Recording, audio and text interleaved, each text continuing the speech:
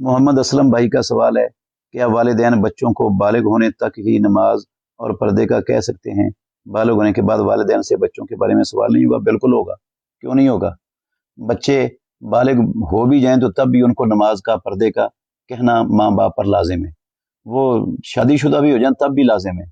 वो बड़े भी उम्र के भी हो जाएं तब भी माँ बाप पर लाजिम है।